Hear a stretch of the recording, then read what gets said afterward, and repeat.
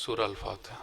بسم الله الرحمن الرحيم. الحمد لله العالمين الرحمن الرحيم مالك يوم الدين إياك نعبد وإياك نستعين اهدنا الصراط المستقيم صراط الذين أنعمت عليهم غير المغضوب عليهم ولا الضالين. أعوذ بالله من الشيطان الرجيم. بسم الله الرحمن الرحيم. الحمد لله على ما أنعم وله الشكر على ما ألهم، والصلاة والسلام على حبيبه ونجيبه وصفيه أبي القاسم محمد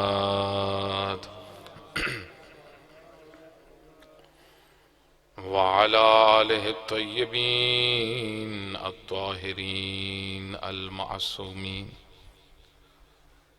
المظلومين الذين أذهب الله عنهم الرجس وطهرهم تطهيرا.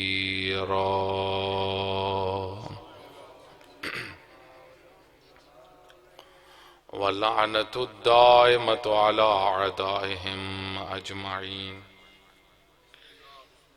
قال الله تعالى في كتابه المجيد والفرقانه الحميد. بسم الله الرحمن الرحيم.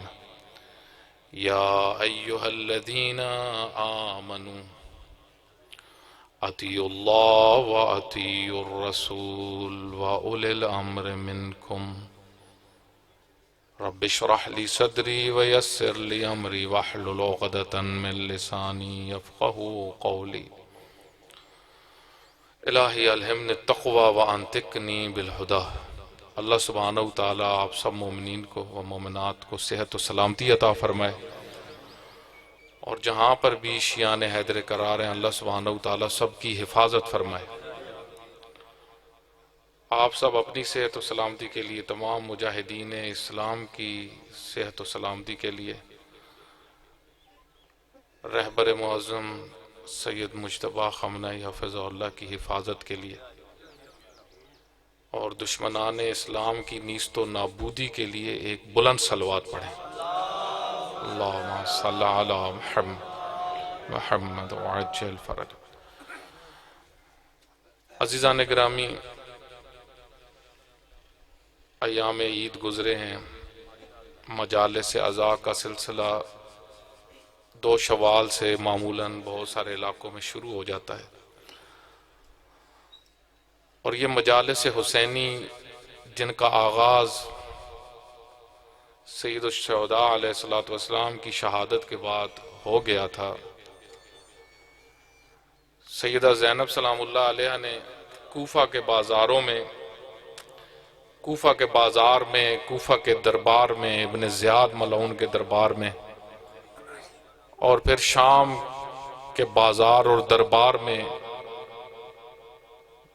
جو تقاریر کی، جو خطبے دیے، وہ مجالس ہی تھی، وہ مجلس تھی، اور وہ پیغام تھا جو سید الشہداء علیہ السلام نے امت تک پہنچایا تھا.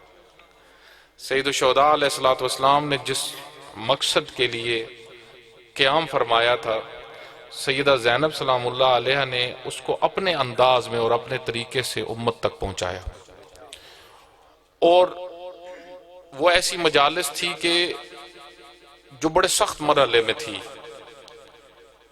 اور اس کا انداز تبلیغ ان مجالس کا وہ وہی تھا جو انبیاء علیہ السلام کا انداز تبلیغ ہوتا ہے. انبیاء علیہ السلام کا جو طریقہ تبلیغ تھا وہ یہ کہ وہ جہاں دیکھتے، جہاں آمادہ ماحول ہوتا، جہاں لوگ ہوتے، وہاں پہ وہ لوگوں کو دین کی تبلیغ کرتے تھے، اللہ کا پیغام، انسانیت کا پیغام سناتے تھے. اس وجہ سے انبیاء علیہ السلام بعض اوقات مخالفتوں میں بھی سناتے تھے. لوگ مخالفت کرتے تھے لیکن وہ پیغام سناتے تھے، کیونکہ وہ اللہ کی طرف سے مبلغ ہیں، ان کا کام ہے پہنچانا. اصلا اللہ سبحانہ وتعالیٰ نے نبیوں کو بھیجا، آئمہ خدا کو جو رکھا ہے، اہل بیت کو، تو ان کا مقصد کیا ہے؟ اللہ نے ان کو کیوں خلق کیا؟ ہر وجود کا ایک مقصد ہے. اللہ نے نبی کو کیوں خلق کیا، رسول کو کیوں خلق کیا؟ ہم میں سے ہی، لوگوں میں سے ہی، انسانوں میں سے ہی اللہ نے نبی چنے ہیں، انسانوں میں سے ہی اللہ نے امام چنے۔ البتہ وہ ان کی شخصیت بڑی ہوتی ہے، عظمتیں بڑی ہیں، ان کا مقام بڑا ہے۔ اللہ سبحانہ وتعالیٰ نے قرآن کریم میں فرمایا کہ میں نے تم میں سے ہی نبی کو چنا، یعنی مکہ میں ہی رہتا تھا، تم دیکھتے تھے اس کے خاندان کو، اس کے رشتہ داروں کو، انہی میں سے میں نے ایک شخصیت کو انتخاب کیا اور مبعوث کیا۔ اور یہ جو نبی ہیں یا رسول ہیں، یہ کس لیے ہوتے ہیں؟ ان کا مقصد کیا ہے؟ پھر ان کے اوپر کتابیں آتی ہیں، یہ کتاب کس لیے ہوتی ہے؟ پھر اس کتاب کی حفاظت ہوتی ہے، اس کتاب کی حفاظت بھی کرنی ہے، اس کتاب کو پہنچانا بھی۔ اس کی وجہ یہ ہے کہ اللہ سبحانہ وتعالیٰ نے جب انسان کو بنا دیا ہے تو انسان کو بنانے کے بعد اس کی منزل تک پہنچانا ہے۔ ایک چیز بنائی ہے اور بے ہدف بھی نہیں بنائی، اس کو بنایا اور اس کو بتایا کہ تمہاری مقصد ہے، خلقت ہے، تمہیں میں نے اس لیے بنایا ہے کہ تم یہاں تک پہنچ جاؤ۔ اور وہ مقصد خلقت کیا ہے؟ وہ اللہ سبحانہ وتعالیٰ نے قرآن کریم میں بھی بیان کیا، کئی مقاصد بیان کیا۔ ایک ان میں سے یہ ہے کہ میں نے تمہیں جنت کے لیے پیدا کیا ہے، مومن جنت کے لیے۔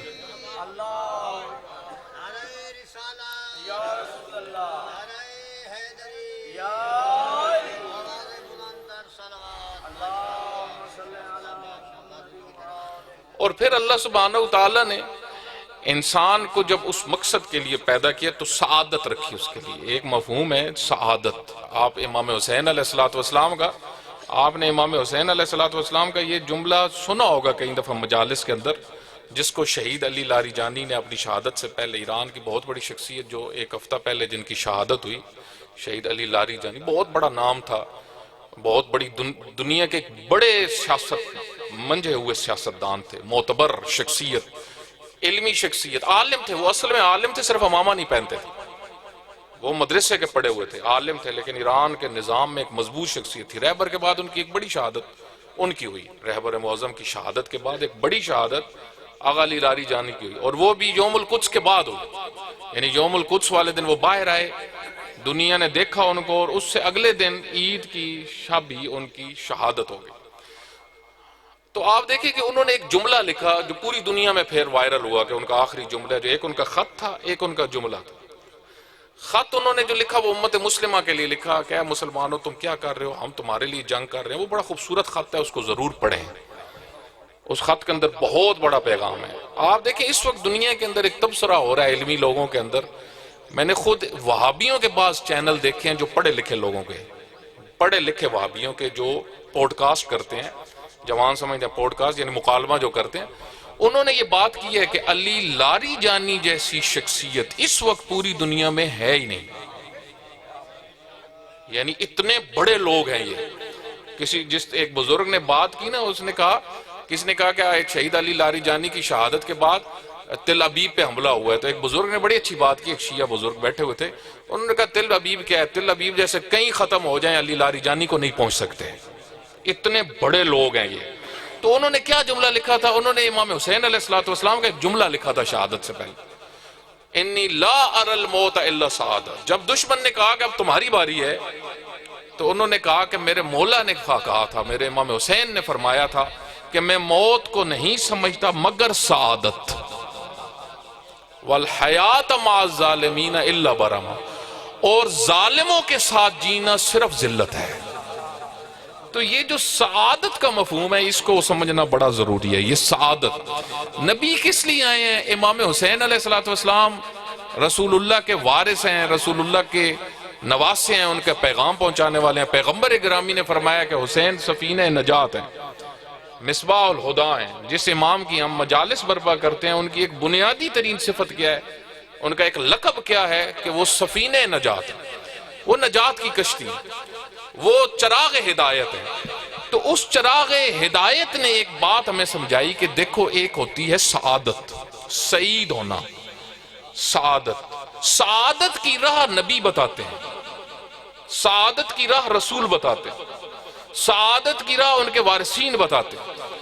یہ سعادت تک پہنچ رہے ہیں جس کو قرآن کریم نے کہا فلاح تک پہنچو، قد افلح من تزکا، آپ نے عید الفطر والے دن یہ دو سورہ سنی ہوں گی، سورہ والشمس اور سورہ اعلیٰ۔ سورہ اعلیٰ میں کیا جملے، قد افلح، فلاح پا گیا جس نے اپنے آپ کو پاک کیا۔ یہ فلاح بھی اسی طرح کا مفہوم ہے جس طرح سعادت ہے۔ یہ قرآنی مفاہیم ہے، ان کو ہمیں سمجھ، یعنی انسان کی زندگی کا مقصد کیا ہے؟ سعادت تک پہنچنا، فلاح تک پہنچنا۔ قرآن نے کیا کہا؟ قد افلح۔ اور سورہ والشمس میں اللہ سبحانہ وتعالیٰ نے 11 قسمیں کھانے کے بعد، والشمس وضحاہا، مجھے سورج اور اس کی روشنی کی قسم، مجھے چاند اور اس کی روشنی کی قسم، اور 11 قسمیں بیان کرنے کے بعد اللہ سبحانہ وتعالیٰ نے فرمایا قد افلح من زکاہا، کامیاب ہو گیا جس نے تزکیہ کیا۔ یہ فلاح بھی قرآنی مفہوم ہے۔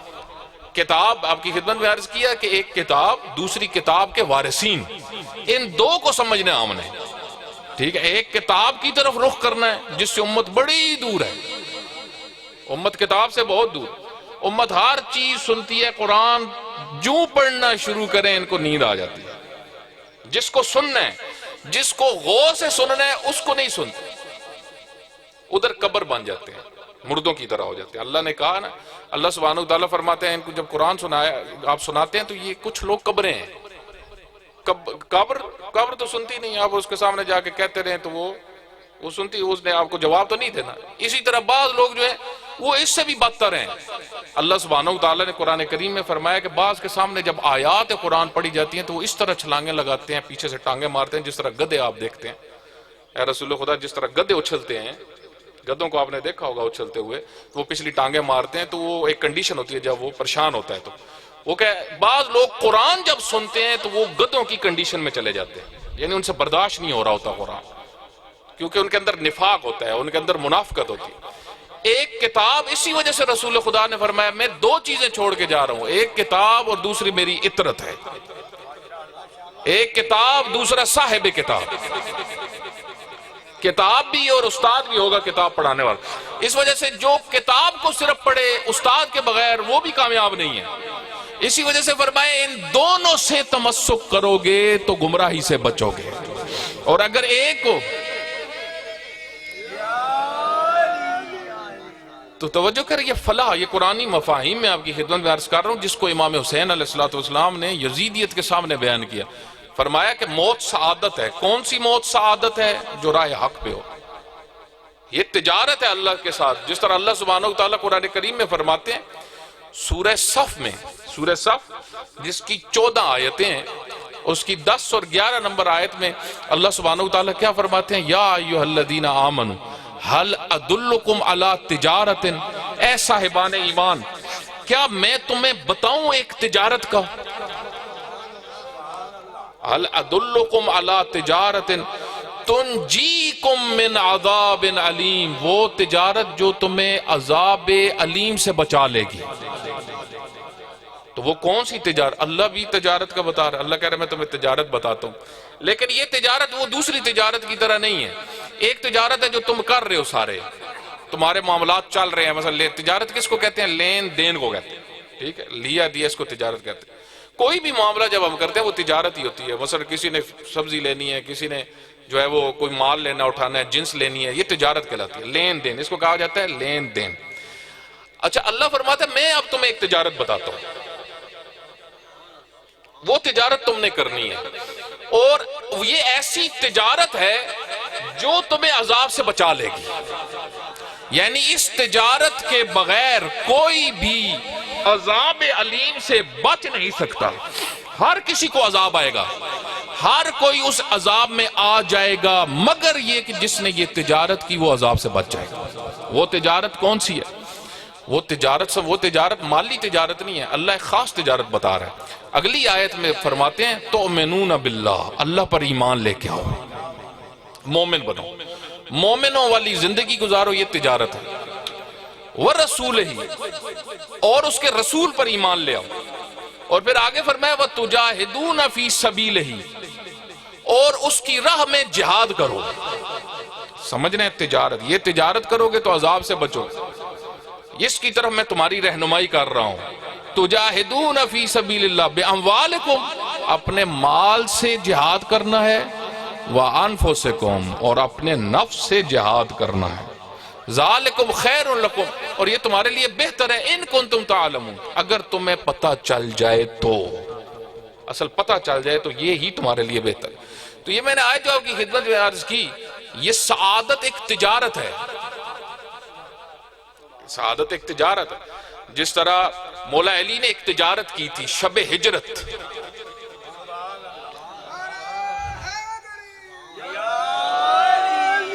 اور اس تجارت کے لیے مولا علی آمادہ ہوئے. پیغمبر اکرم صلی اللہ علیہ وآلہ وسلم نے جب بتایا کہ یا علی آپ نے میرے بستر پہ سونا ہے، اور یہ وہ بستر ہے جس پہ 100% قتل ہے، جس پہ 100% آپ کی شہادت ہے. میں آپ کو پہلے بتا رہا ہوں، یعنی یہ وہ جگہ ہے. اب آگے اللہ کی رضا ہے، دشمن آنا ہے قتل کرنے کے لیے. تو مولا علی علیہ السلام کے سامنے تجارت آ گئی نا. یہ کیا ہے؟ یعنی اب اس تم کے خریدتے ہو اس سعادت کو. یہ سعادت ہے، یہ شہادت سعادت ہے. یہ جو ہم جملہ نعرہ لگاتے ہیں شہادت سعادت، یہ مولا علی سے ہم نے سیکھا ہے. شہادت سعادت یہ دوجہ نے کوئی نہیں پتا. یہ ان کو پتا ہے تجاہدون فی سبیل اللہ، جو اللہ کی راہ میں لڑتے رہے ہیں، جنہوں نے اللہ کی راہ میں اپنی صحت و سلامتی کے لیے بلند صلوات پڑھیں.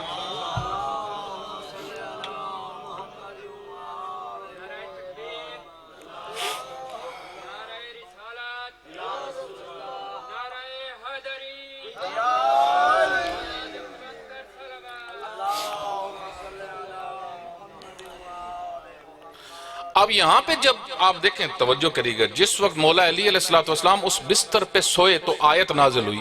کون سی؟ ان اللہ اشترا، اللہ نے مومنین سے ان کا نفس خرید لیا ہے. خریداری ہو گئی. یہ خریداری، اس کا نتیجہ کیا ہے؟ جنت اور جنت کے درجے. سب سے بڑا درجہ اولیاء الہی کا، انبیاء کا، یہ وہ درجہ ہے. تو یہ تجارت ہوئی، ایک تجارت ہے. یہ بھی ایک معاملہ ہے، لیکن یہ معاملہ کس کے ساتھ کیا؟ اللہ کے ساتھ کیا، رسول اللہ کے ساتھ کیا. تو ہر مومن زندگی میں ایک تجارت کر رہا ہے. وہ تجارت اس کی کس کے ساتھ ہے؟ وہ اس کی تجارت جن کو وہ مانتا ہے.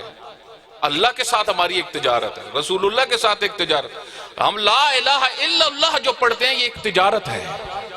قرآن کے نزدیک یہ ایک تجارت ہے، ایک لین دین ہے. اے اللہ میں آپ اس وجہ سے دیکھیں یہ تجارت. کیوں معصومین اپنے آپ کو سختیوں میں ڈالتے تھے؟ کیوں مولا علی ہر میدان میں اترتے تھے؟ ایک بڑی سوچنے کی بات ہے. دوسرے نہیں اترتے تھے، بہت سارے نہیں اترتے. کیوں نہیں اترتے تھے؟ کیونکہ ان کے پاس یہ تجارت کا کنسپٹ نہیں تھا. اگر تھا بھی تو اس درجے کا نہیں تھا جس کو بلند ایمان کہتے ہیں، اس درجے کا نہیں تھا. اس وجہ سے بہت ساری جگہوں پہ، مثلا خیبر کے متعلق سب مسلمانوں نے لکھا ہے کہ خیبر پہ کیونکہ مرحب جب سامنے آتا تھا، مسلمانوں نے کچھ قلعے فتح کیے. آپ کی خدمت میں عرض کروں کہ خیبر خود ایک قلعہ نہیں تھا، خیبر کے 7 قلعے تھے. قموس قلعے پہ مرحب تھا، خیبر کا ایک قلعہ تھا قموس. خود فدق جو ہے، اس کے بارے میں بحث ہے ایک علمی حلقوں میں تاریخی، کہ آیا فدق خیبر کا ہی ایک قلعہ تھا یا خیبر سے ہٹ کے ایک قلعہ تھا؟ ان 7 میں سے تھا فدق. تو یہ سارے یہودیوں کے قلعے تھے، علاقے تھے. تو بہت سارے علماء کا یہ نظریہ ہے کہ فدق جو تھا وہ خیبر سے ہٹ کے 8واں قلعہ تھا. خیبر پورا فتح ہو گیا تھا، یعنی 7 قلعوں سمیت. وہ جنگ سے فتح ہوا تھا. لیکن فدق جو تھا وہ اس پہ جنگ نہیں ہوئی تھی. جب یہودی نے دیکھا کہ خیبر فتح ہو گیا تو یہودی خود آگئے رسول خدا کے پاس، کہا یہ آپ لے لیں. اس وجہ سے فدق مال فے قرار پایا. مال فے، قرآن نے فدق کو کیا کہا ہے؟ مال فے. مال فے کون سا ہوتا ہے؟ جس پہ جنگ نہ ہوئی ہو، بغیر جنگ کے جو مال رسول اللہ کو دے دیا جائے، اس کو کیا کہا جاتا ہے؟ مال فے. اس کا پتہ ہونا چاہیے. مال خمس ہے، مال فے ہے، یہ قرآن کریم کی تعبیرات ہیں. مومنین کو ان کا پتہ ہونا چاہیے. رسول خدا کو یہ مال فے کے عنوان سے پورا فدق ملا. اور رسول اللہ صلی اللہ علیہ وسلم نے پھر وہ فدق سیدہ کو ہبہ کیا، پورے کا پورا ہبہ کیا. یہ تاریخ ہے.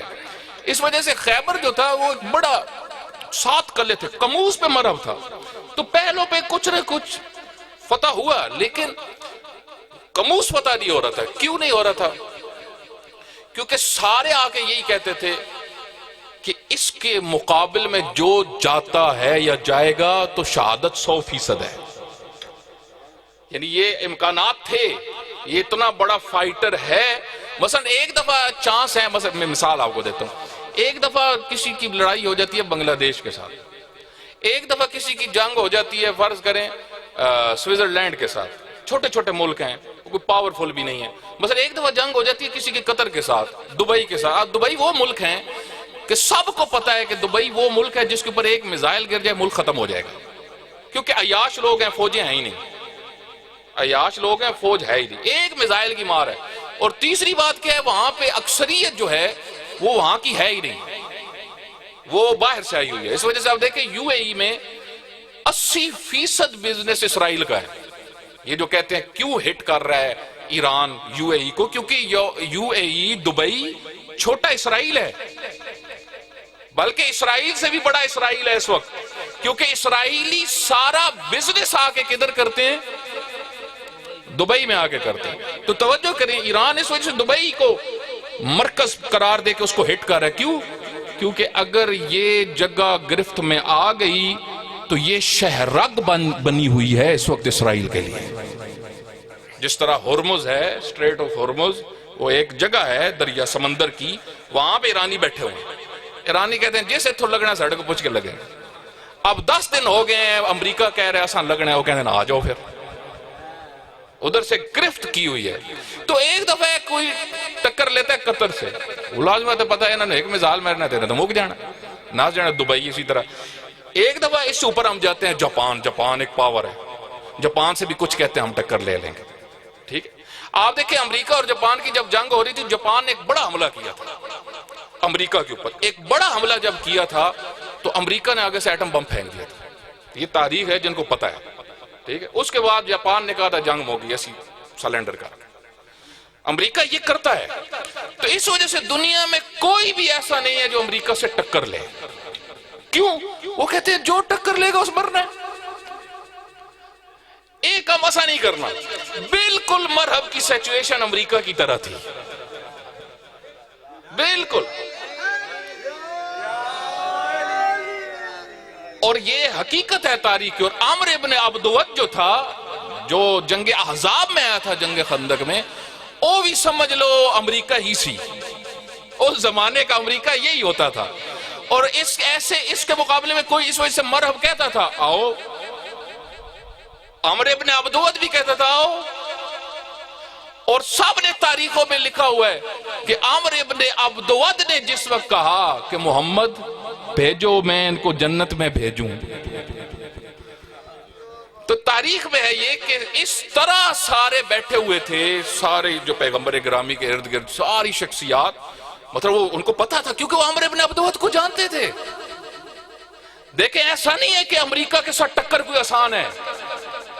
امریکہ کے ساتھ جنہوں نے ٹکر لی ہوئی ہے وہ مسجد کے مولوی نہیں ہیں، جنہوں نے چندہ دیکھنا ہے تے نماز پڑھانی ہے. یہ وہ نہیں ہے جنہوں نے پہلے نوٹ دکھاؤ گے تو مجلس پڑھن گے. یہ وہ نہیں ہے. یہ چھوٹا مولویزم نہیں ہے. یہ عالم ربانی ہیں. یہ انبیاء کی صنف والے لوگ ہیں کہ جن کے ہاتھ اٹھتے ہیں تو جہاز گرتے ہیں.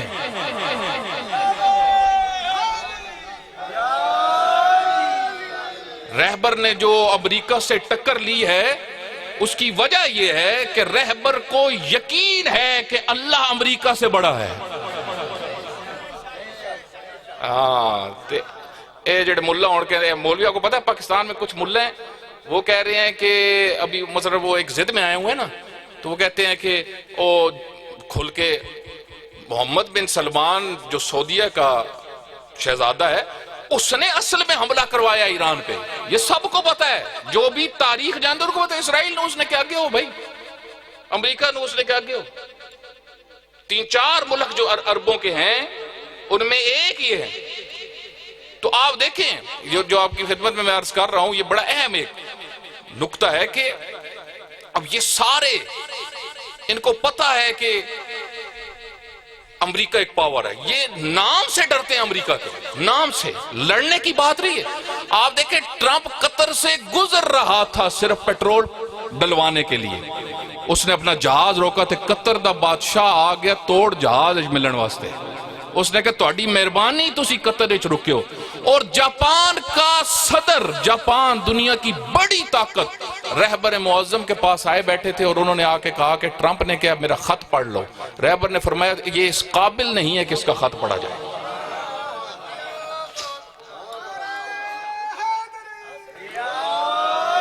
میرے بھائی رہبر کی شخصیت کو سمجھنا ہے تو سمجھنا، حضرت ابراہیم کو سمجھو، امام حسین کو سمجھو، تمہیں رہبر سمجھ میں آئیں گے. لوگ سمجھتے ہیں شاید یہ عام، یہاں پہ تو آپ دیکھیں اس محمد بن سلمان کے یہ قصیدے پڑھنے لگے ہیں. وہ قصیدے پڑھ کے اس یزید کے اتنے قصیدے پڑھنے لگے ہوئے ہیں کہ جس کا سب کو پتا ہے کہ جس نے وہ حرمین کا مدافع نہیں ہے، سب کو پتا ہے کہ سعودیہ کے اندر پردہ ختم ہوا ہے تو اس نے آ کے ختم کروایا. سب کو پتا ہے ناچ گانا سعودیہ میں نہیں ہوتا تھا، اس نے شروع کروایا. مکہ اور مدینہ کے قریب اس وقت ناچ گانا ہو رہا ہے، سب کو پتا ہے. تو یہ شخص، اب ایسے لوگ یہ سارے امریکہ سے ڈرتے ہیں. یہ کہتے ہیں تسی اگے ہو، ایک دوجے نو کہندے. تو بالکل یہی کنڈیشن تھی. یہ مولویزم جو پاکستان میں آپ کو نظر آ رہا ہے، جو محمد بن سلمان جیسے کو آپ ثابت کرنے لگے ہوئے ہیں کہ یہ ادھر بھی جب گئے تھے تو تبلیغ کرنے گئے تھے، یہ ثابت کرنے لگا. میں بہت ساری چیزیں بیان نہیں کرتا، جوانوں کو پتا ہے کہ ان کی کون کون سی فائلیں آؤٹ ہوئی ہیں، یہ کس لیول کے گندے لوگ ہیں. لیکن ان مولوی ان کی وکالت کس طرح کر رہے ہیں؟ جس طرح یزید کی وکالت کرتے تھے. وہ تو بڑا نیک ہے، وہ تو بڑا صالح ہے. یہ کہتے تھے. مدینہ کے اندر ایک شخص نے آ کے کہا تھا امام حسین علیہ السلام کے ہوتے ہوئے، اس نے کہا تھا اگر یزید جتنا اچھا کوئی ہوتا تو اس کو بنا دیا جاتا. تو امام حسین علیہ السلام نے وہاں پہ اٹھ کھڑے ہوئے، ایک محفل ہو رہی تھی، اس میں یہ بات ہوئی، یہ تاریخ میں. تو امام حسین علیہ السلام نے اٹھ کے کہا کہ یزید وہ ہے جس کو 10 روپے بھی کوئی نہ دے. کیوں؟ کیونکہ یہ نشئی ہے، نشہ کرتا ہے، شرابی ہے. آپ کو پتا ہے امام حسین علیہ السلام نے بہت ساری جگہوں پہ یزید کی جو ملامت کی وہ اس عنوان سے کہ یہ شرابی ہے، یہ نشہ کرتا ہے. نشہ کرنے والا اسلام میں اس کی کوئی حیثیت ہی نہیں، وہ فاسق ہے، وہ فاجر ہے، مسلمانوں کا حاکم نہیں بن سکتا. تو میرے بھائی یہ مولویزم، ایک یہ مولویزم ہے کہ جو یزید کو پاک کرنے لگے ہوئے ہیں، جو ٹرمپ کو پاک کرنے لگے ہوئے ہیں، جو ٹرمپ کی دعوت پہ تصویریں لوگوں کو دکھاتے ہیں یزید نہ بہ کے لوگوں نے 10 دن سے یزید نہ مل کے آئے ہیں. ایک یہ مولویزم ہے. ایک وہ مولویزم ہے جس کو کھانے کی دعوت ہو انہوں اللہ بھول جاندہ ہے، اس کو رسول بھول جاتے ہیں، اس کو قرآن بھول. یہ حقیقت ہے. ایک وہ مولویزم ہے جو شکم پرست مولویزم ہے، خطرناک ہے یہ مولویزم، دینار اور درہم پہ جو بکتا ہے. ایک یہ مولویزم ہے، یہ مولویزم کسی کام کا نہیں ہے. یہ مولویزم امام حسین کے خلاف فتوے دے گا، یہ مولویزم امام حسین کے خلاف ماحول بنائے گا. یہ مولویزم ایک اور کام یہ کر لے گا، خاموش ہو جائے گا. اس کا ایک آخری جو ہے وہ یہ ہوگا، خاموش اس وجہ سے ہوگا، اس کو پتہ ہے اگر میں بولا تو میرے چندے بند ہو جانے، لوگوں نے کہنا تو امام حسین کے خلاف کھڑا ہے. یہ تھا مولویزم. آپ کو ملے گا امام نے ان کو اکٹھا کیا تھا، ان سب کو اکٹھا کیا تھا اور بتایا تھا تم لوگ کہاں پھنسے ہوئے، تمہاری حالت مثل علماء یہود ہو چکی ہے. علماء یہود اسی طریقے سے. تو توجہ کریں، یہ جو ایران کے اندر جو فقہا اور فقی بیٹھے ہوئے ہیں جن کو ہم ولی کہتے ہیں، ولی امر المسلمین، میرے بھائی وہ یہ مولویزم نہیں ہے. رہبر نے ایک دفعہ تقریر کے اندر یہ کہا تھا، فرمایا تھا کہ سعودیہ کے اندر بیٹھے ہوئے مفتی جو بولتے نہیں ہیں حقیقت کے اوپر اور باطل کو روکتے نہیں ہیں، ان کو سب کچھ پتا ہے جو کچھ ہو رہا ہے. فرمایا یہ مفتی ہائے حرام خور ہیں، ان کی شکم میں حرام ہے. یہ حرام خطرناک چیز ہے. آپ دیکھیں یہ حرام کھلاتے ہیں، مولویوں کو کھلاتے ہیں. پھر جب حرام اندر جاتا ہے، امام حسین علیہ السلام نے آخری خطبہ جو دیا تھا اس میں ایک جملہ جو فرمایا تھا عاشورہ والے دن، فرمایا تھا تم اس وجہ سے اس طرف ہو اور میرا ساتھ نہیں دے رہے کیونکہ تمہارے شکم میں حرام ہے۔ جس کے شکم میں حرام مال ہوتا ہے وہ حق بات نہیں کرتا، جہاں پہ بھی چلا جائے اس کی زبان سے حق نہیں نکلے گا، بات نہیں نکلے گی۔ تو آپ دیکھیں، توجہ کریں، یہ کون سا اہل علم ہے، یہ کون سے فقیہ ہیں، یہ کون سی شخصیات ہیں جو ٹکر، یہ وہ مولا علی کے پیروکار ہیں، انہوں نے تجارت کی ہے۔ اس وجہ سے مرحب جب آیا مولا، پھر پیغمبر نے بھی کتنی خوبصورت بات کی، پیغمبر نے خیبر کے موقع پہ فرمایا میں کل علم ایک مرد کو دوں گا۔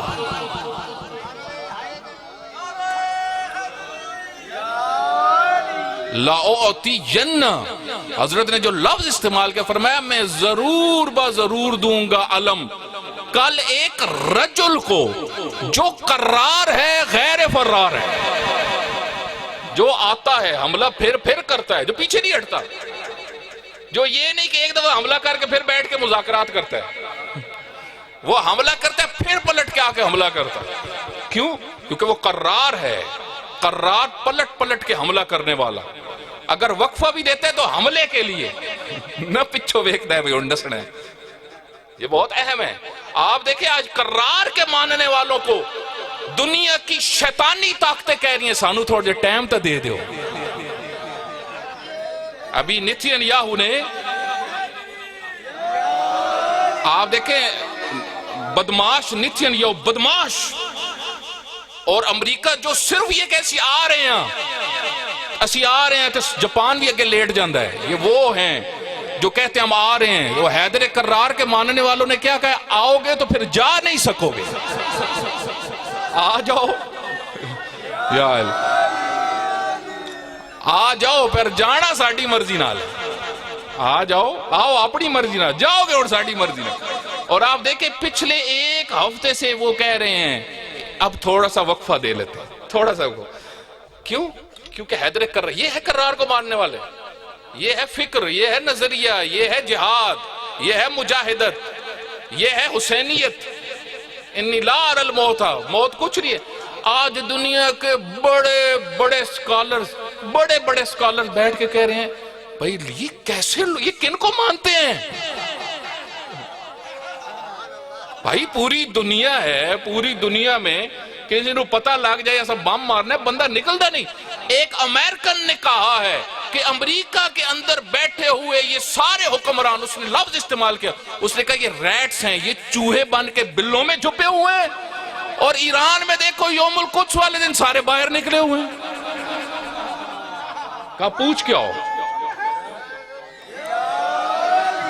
اب وہ پوچھتے ہیں، یہ حقیقت ہے، کیونکہ جو ریسرچر ہوتا ہے، جو تحقیقی ذہن ہوتا ہے، وہ کہتے ہیں ذرا پوچھ کیا ہوئے مندے کے نانو، پھر وہ کہتے ہیں یہ مانتے ہیں علی ابن ابی طالب کو، پھر وہ پہنچتے ہیں علی کون ہے۔ تو یہ آپ دیکھیں یہ ہوتا ہے پیروکار جو اپنے امام کا تعارف کروائے کہ یہ ہے میں ان کا ماننے والا ہوں۔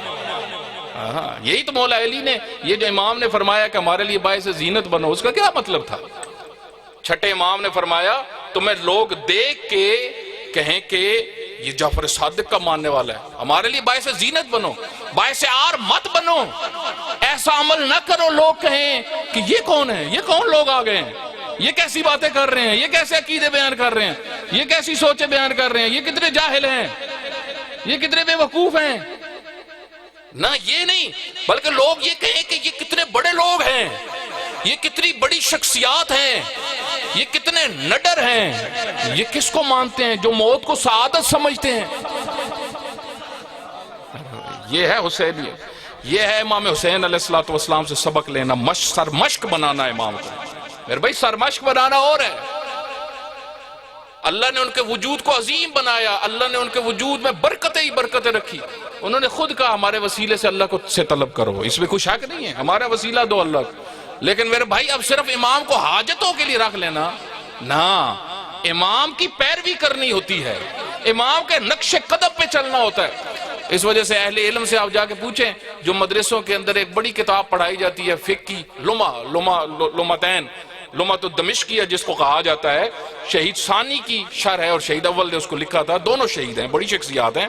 تو شہید ثانی نے جو تعریف کی ہے شیعہ کی، وہ کیا تعریف کی ہے؟ لکھتے ہیں الشیعہ من شاء علی، شیعہ وہ ہوتا ہے جو علی کے پیچھے پیچھے چلتا ہے، علی کی طرح عمل میں تکرار کرتا ہے، جس طرح علی ابن ابی طالب کرتا ہے وہ تکرار عمل کرتا ہے۔ سیرت کا معنی ہی ہے تکرار عمل کرنا۔ تو میرے بھائی اب توجہ کریں کہ حسینیت بہت بڑا درس ہے دنیا کے لیے، پیغام ہے دنیا کے لیے، اور نجات کا ذریعہ ہے دنیا کے لیے۔ لیکن اس کے ساتھ ایک اور چیز کیا جڑی؟ تشیع کتنی خوبصورت ہے۔ ایک طرف حسینیت، ساتھ مہدویت، ماضی بھی خوبصورت، مستقبل بھی خوبصورت، مستقبل میں مہدویت ہے۔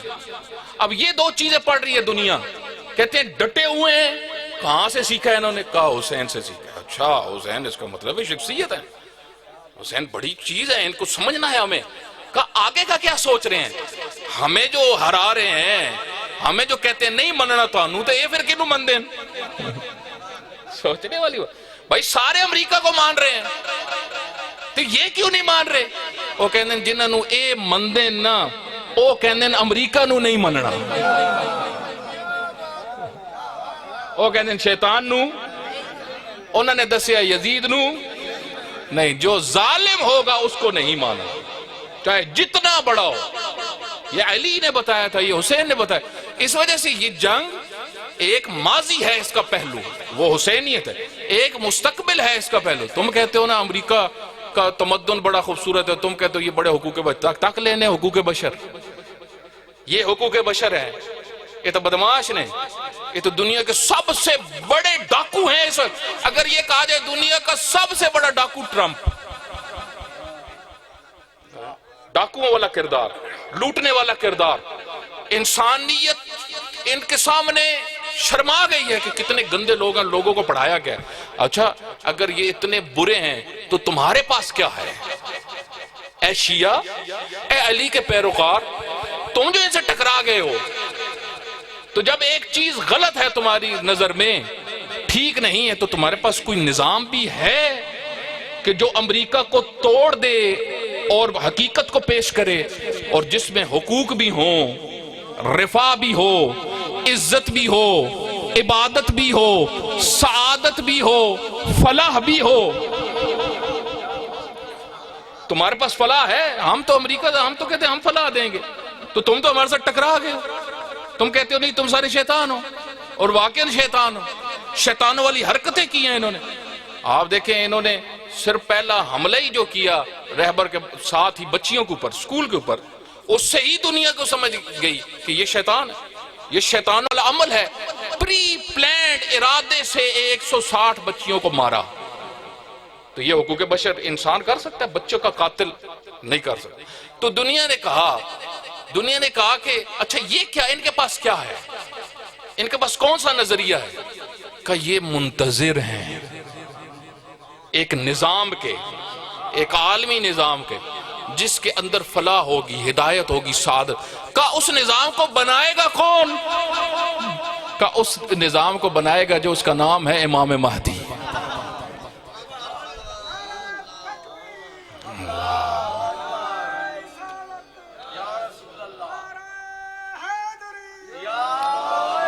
اس وجہ سے آپ دیکھیں پاکستان میں، آپ وہ جس طرح ہمارے مرزا محمد علی انجینئر صاحب کہتے ہیں نا کہ پاکستان میں مختلف علماء ہیں، لیکن ایک عالم ہے جو آل اینڈ آل ہیں، سارے سب ان کو مانتے ہیں، وہ مولانا طارق جمیل ہیں، ٹھیک ہے، ایک بڑے عالم اور اچھی شخصیت ہے، اخلاق۔ ابھی ایران کے حق میں بڑے اچھے ان کے بیانات آئے، انہوں نے کہا وہ ہمارے مسلمان بھائی ہیں، اور جو یہ کہتے ہیں کہ ان کو شہید کہنا چاہیے نہیں، انہوں نے کہا اللہ انہوں ہلاک کرے۔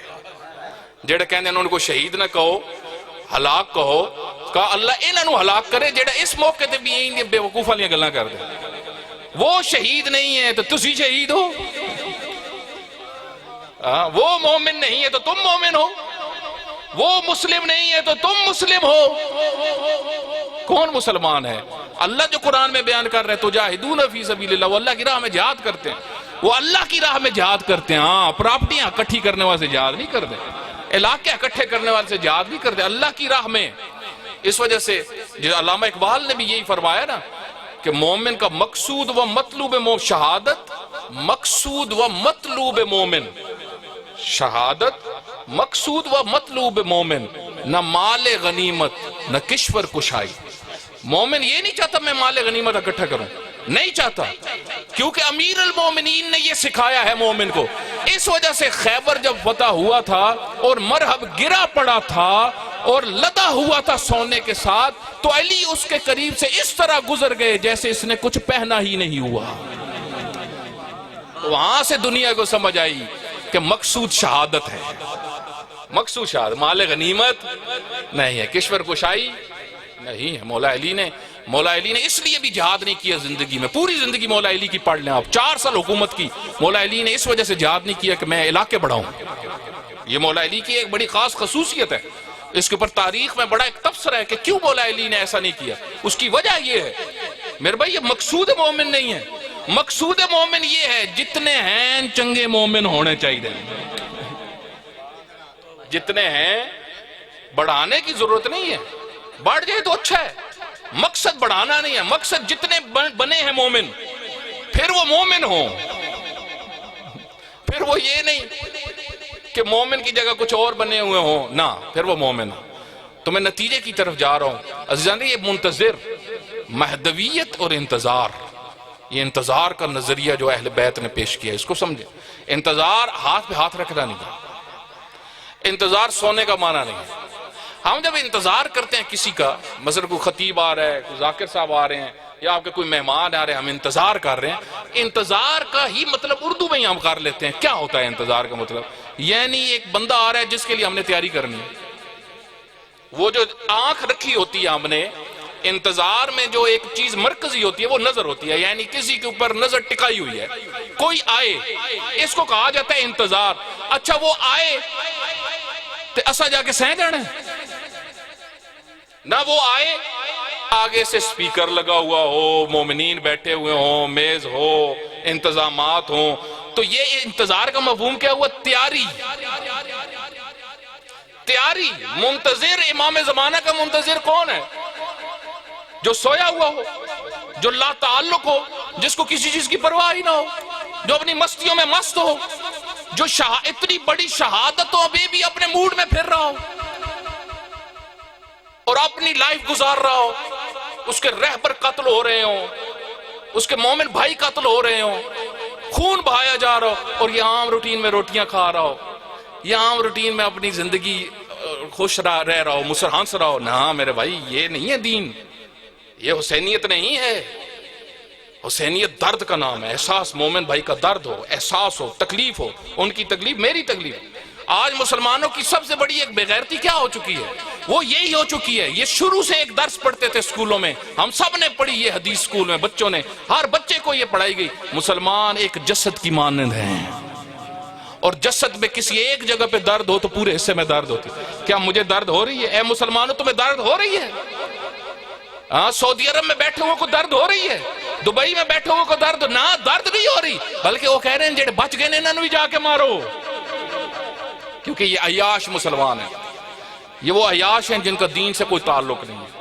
یہ اللہ پہ ایمان رکھنے والے، انہوں نے تجارت کی نہیں اللہ کی، یہ دنیا میں غرق ہو گئے. یہ وہی لوگ ہیں کہ جب رسول اللہ کے بیٹے مدینہ چھوڑ رہے تھے تو یہ گھروں میں سوئے ہوئے تھے. یہ وہی لوگ ہیں، یہ وہی لوگ ہیں کہ مکہ پہ جب حسین ابن علی نے ندا دی اور مکہ سے جب الوداع کرنے لگے تو کسی نے آ کے نہیں کہا کہ کیا ہوا ہے اور آپ کیوں جا رہے ہیں. یہ وہ لوگ ہیں، یہ وہ لوگ ہیں، یہ وہ امت ہے کہ جس کے اندر یہ جو سلایا اس کو گیا ہے. آج پھر وہ ہمارے اوپر مسلط ہوگی جنہوں نے امت کو سلا دیا. ان سے نکلنا ہے. آپ دیکھیں آج پوری دنیا مان رہی ہے کہ پاکستان کے اندر جو ایران میں جو شہادتیں ہوئی ہیں اس کے نتیجے میں پاکستان نے جو اس کا رسپانس دیا اور جو اظہار کیا اپنے جذبات کا، یہ پوری دنیا سے الگ تھا. اس سے پتہ چلتا ہے کہ یہ قوم، اس کے اندر دینداری ہے، اس قوم کے اندر حقیقی ہیروز کی پہچان ہے، اس قوم کو پتہ ہے حقیقی مسلمان کون ہے. اس وجہ سے آج سنی شیعہ سے بات اوپر ہے. آج بات حسینیت اور یزیدیت کی ہے. 2 کیمپ رہ گئے ہیں اب دنیا کے اندر.